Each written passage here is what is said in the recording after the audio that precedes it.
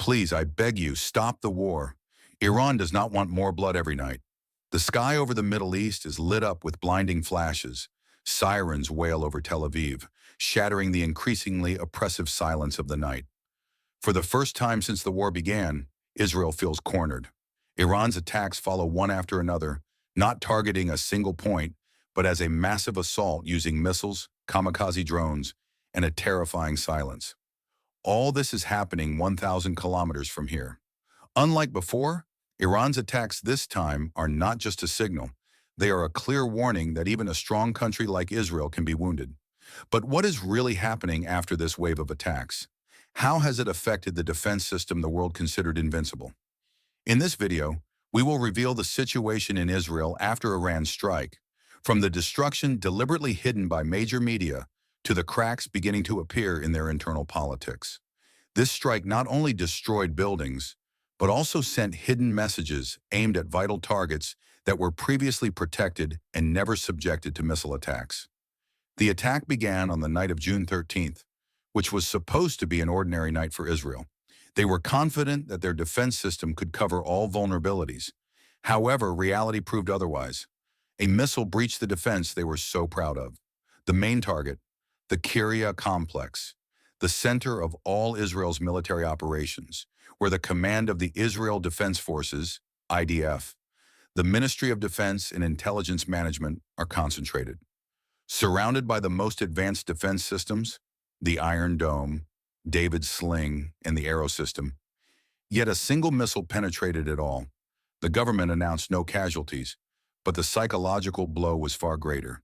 If even a heavily fortified place like the Kiryat can be hit, what is truly safe?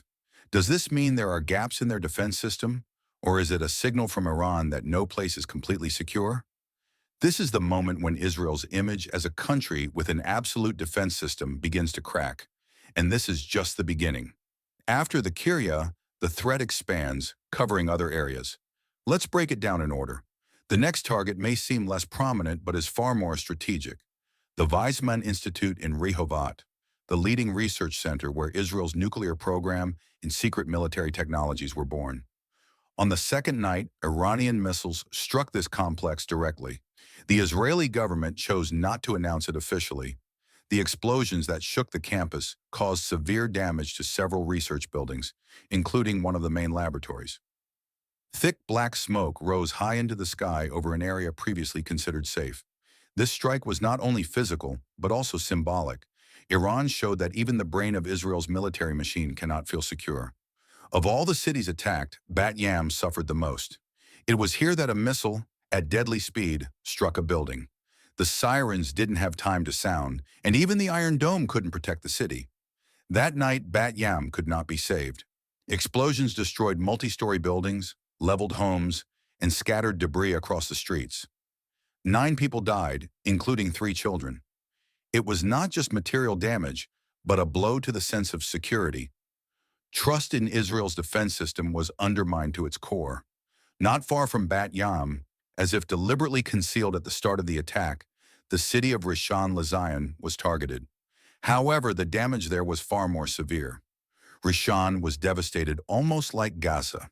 Missiles hit residential and industrial areas, destroying buildings, breaking roads, and scattering fragments throughout the city.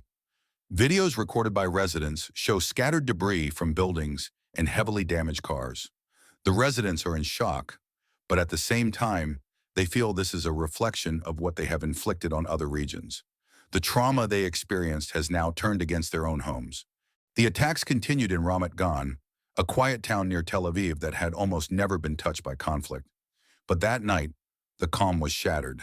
An Iranian missile hit a large residential complex in the city center, shaking the entire area. A powerful explosion raised a cloud of black smoke, intensifying the horror of the situation. One building was almost completely destroyed. Walls collapsed, debris scattered across the street, and surrounding buildings were severely damaged. Ramat Gan, once a cozy residential area, turned into a zone of ruins. This strike was a harsh warning that there are no safe places anymore.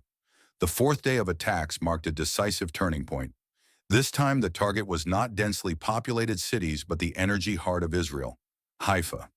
During an Iranian missile strike, One missile hit Haifa's main power plant, causing a massive fire.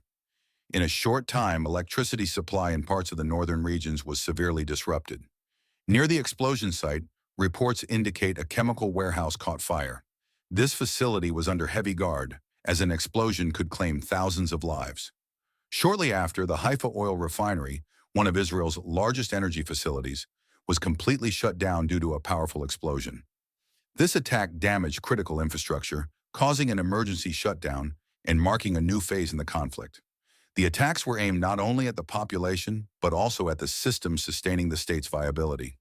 The day after Haifa's destruction, the next strike targeted Herzliya, an elite coastal city where many of Israel's intelligence services and espionage networks, including the Mossad headquarters, are located. In the morning, a missile struck a quiet neighborhood, damaging several homes. The explosion caused thick smoke and triggered sirens across the city. Although the Israeli government provided no official confirmation, videos recorded by residents clearly show that important, heavily guarded targets were hit. This was not just an ordinary military strike, but a direct signal aimed at the heart of Israel's shadow power. There is nowhere left to hide.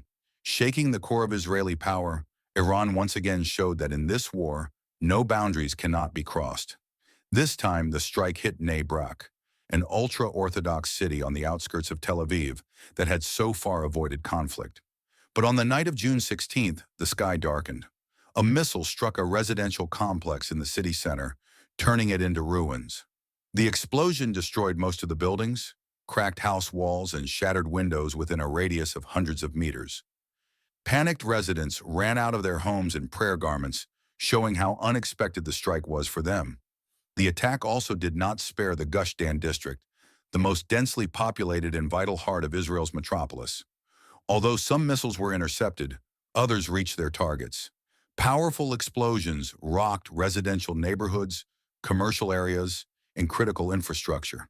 Dozens of buildings were damaged, cars burned, and electricity was cut off in some areas. Gush Dan is the heart of Israel, the center of government, technology, and military industry. This strike caused not only physical damage but also undermined the entrenched sense of security, replacing tension with deep fear.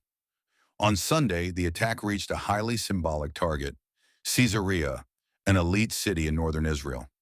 However, this time the attack was different. It was not aimed at a military base or energy facility, but at the private residence of Prime Minister Benjamin Netanyahu. Missiles struck the city's outskirts, shaking the luxurious neighborhood where Netanyahu resides.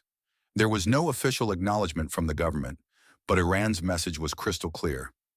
They know who is leading this war. The war is not over yet, but something has changed. Israel responded with a missile strike on the Iranian government's television station, a symbol of their propaganda and power. The attack interrupted a live broadcast, shaking the world of broadcasting. However, this attack was not just physical, it was a symbol of the clash of forces. Iran responded with open threats, launching a retaliation operation, declaring that Israelis must leave the country immediately. Shortly after, information leaks about a far more radical Israeli plan: the assassination of Iran's supreme leader, Ayatollah Ali Khamenei. The world holds its breath. Donald Trump, in internal discussions, is categorically against this plan. From Moscow to Jerusalem, a direct phone call is made. Putin warns Netanyahu that Israel's actions violate the UN Charter and international law. While missiles were launched, diplomacy was conducted only in whispers. As cities burned, leaders exchanged threats behind the scenes. The world now stands on the edge of a precipice, caught between revenge and reason. If one wrong step is taken, this war will not be confined to the Middle East, but will escalate into a global conflict. The question now is not who will win, but who will stop before everything is utterly destroyed.